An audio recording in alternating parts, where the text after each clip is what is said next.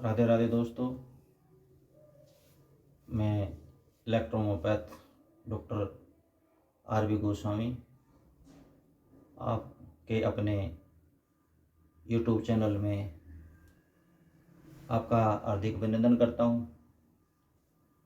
साथियों, पिछले वीडियो में हमने आपको ह्यूमन एनाटॉमी के अंतर्गत यानी मानव शरीर रचना के अंतर्गत जो है परमाणु, अणु, यौगिक, सेल्स, टिश्यू, ऑर्गन आदि के बारे में बताया।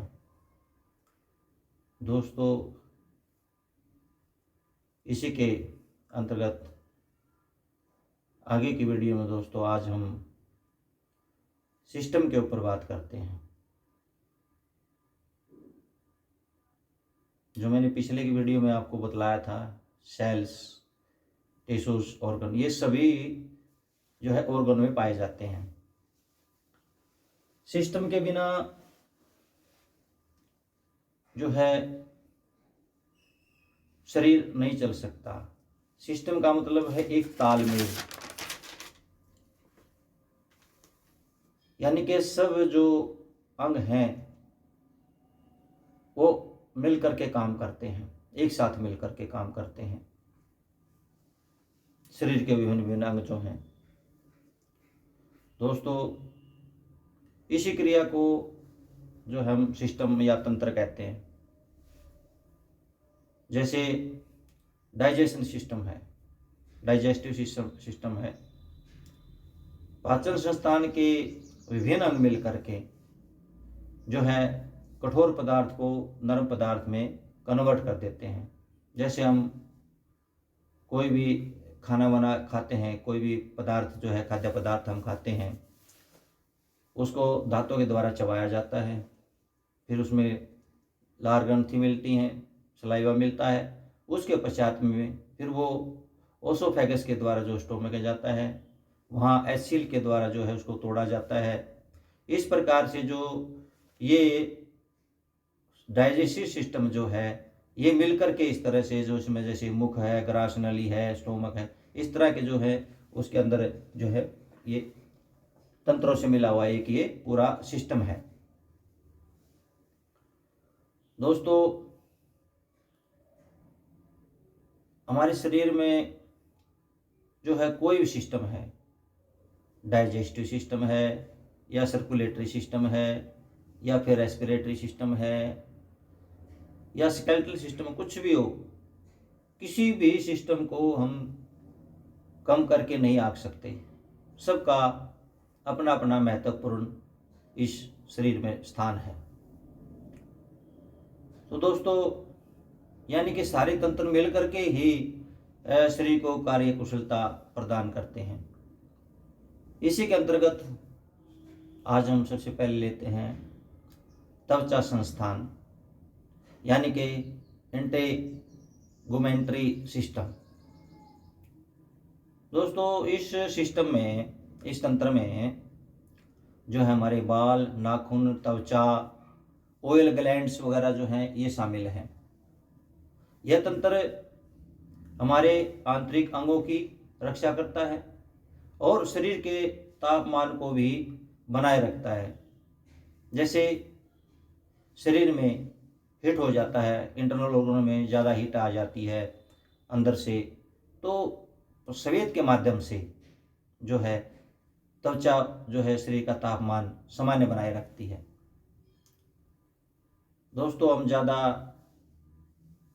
डिस्क्राइब न करते हुए, ज़्यादा विस्तार में न लेते हुए, हम जो है ब्रीफली इसके ऊपर जो है चर्चा करेंगे।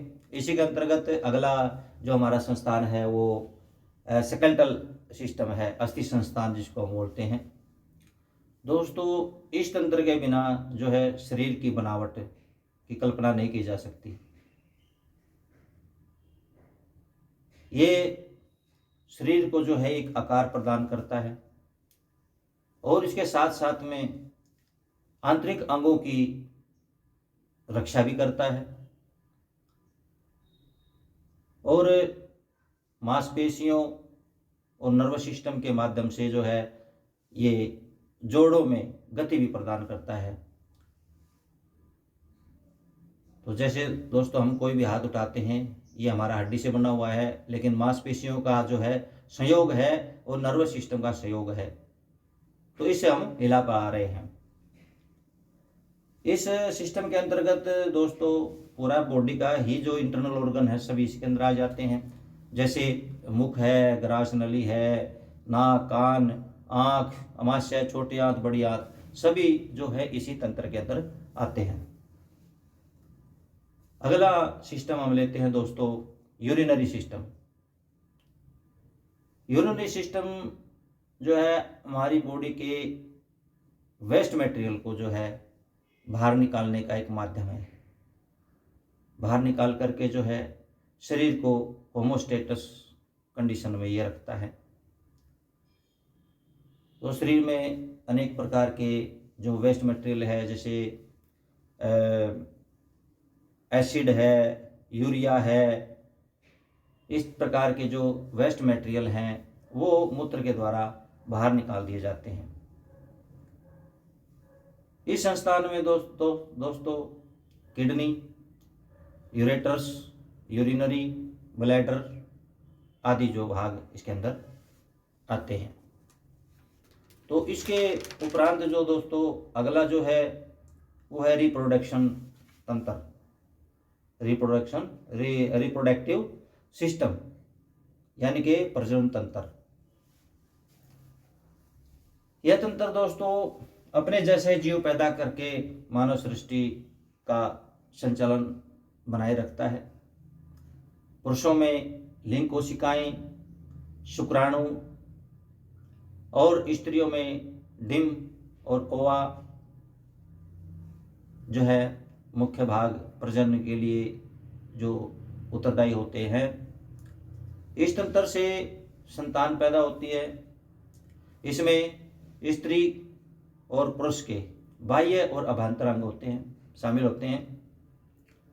पुरुष के बाह्य अंग और स्त्री के इंटरनल अंग शामिल होते हैं।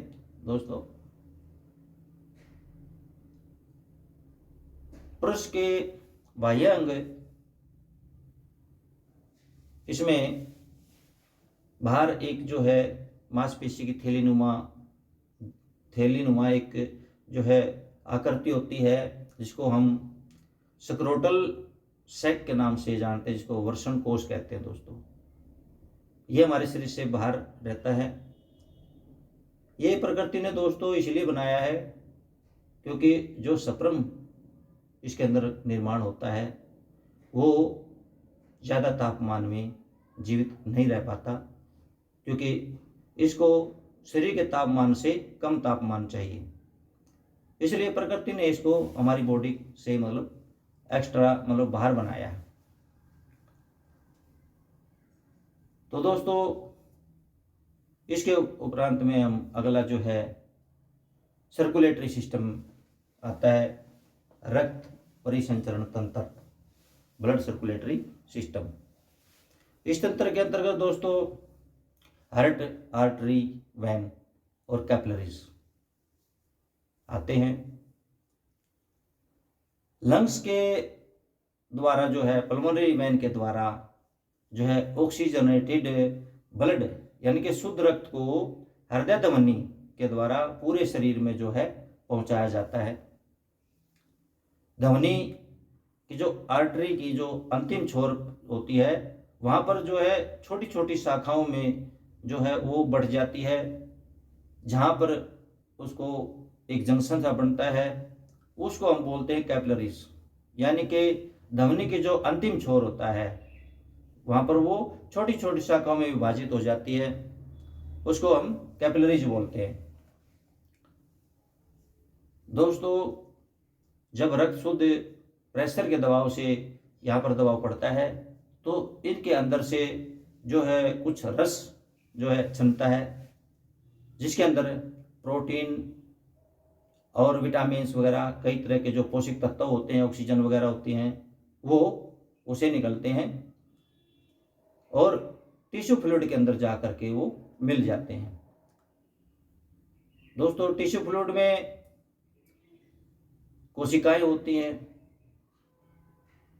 जिससे उस शुद्ध रक्त से उससे मिलने वाले जो है पोषक तत्व है, ऑक्सीजन है, वो उसको आत्मसात करती हैं, और जो वेस्ट मटेरियल है वो उस फ्लूइड के अंदर छोड़ देती हैं, जिससे फिर वो आर्टरी वेंस की जो कैपिलरीज है, एक जंक्शन है जहाँ पर आर्टरी की कैपिलरीज खत्म होती हैं, वहीं से जो है ये जुड़ी हुई होती है आपस में, और वहीं से जो है अशुद्ध रक्त के द्वारा ये फिर वापस साफ होने के लिए, शुद्ध होने के लिए हृदय में चली जाती है, और फिर वहाँ से ऑक्सीजन लेकर के फिर वापस आर्टरी के माध्यम से वही कैपिलरीज में आ जाती है।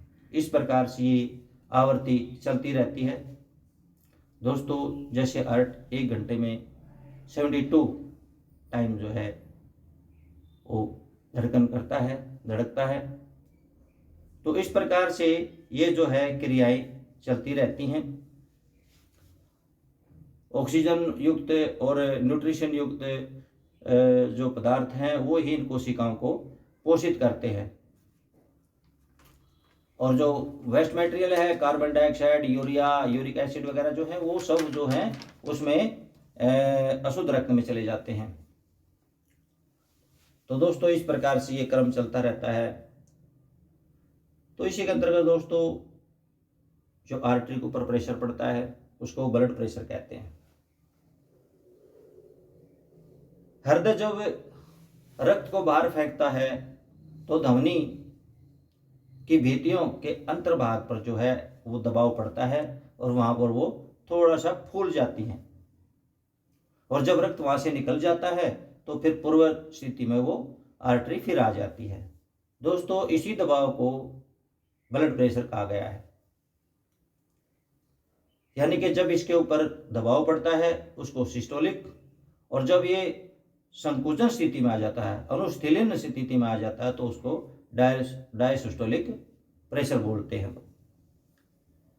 एक युवा पुरुष में ब्लड प्रेशर जो है सिस्टोलिक 120 से लेकर के 160 mmHg तक होता है, और डायसिस्टोलिक 80 से लेकर के 90 mmHg तक होता है।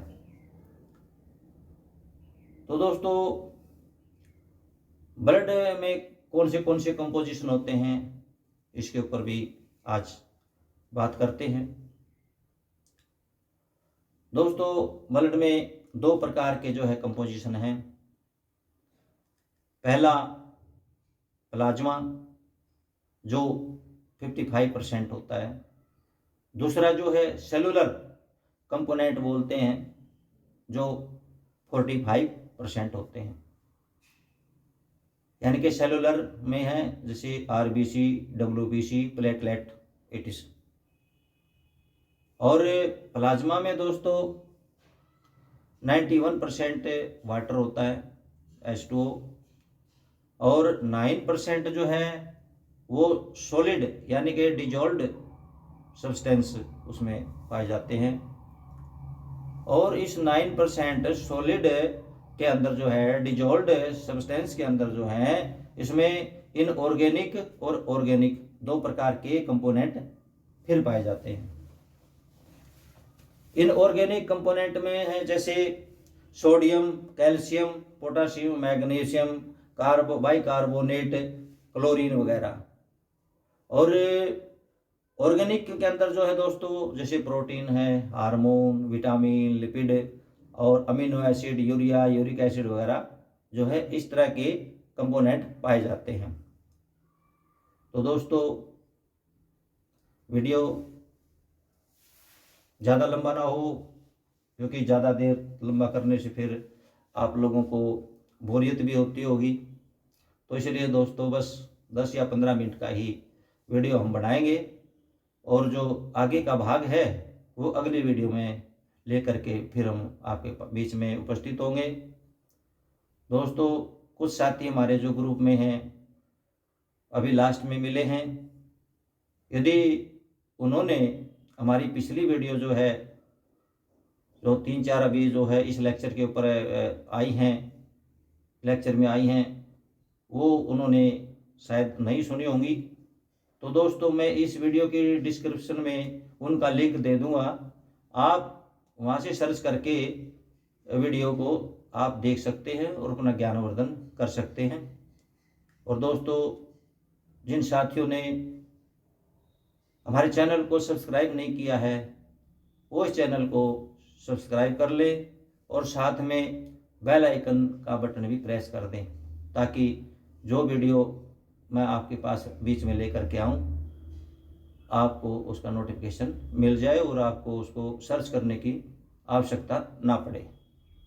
इसी के साथ राधे राधे दोस्तों, अगले वीडियो में फिर आपके साथ मिलते हैं।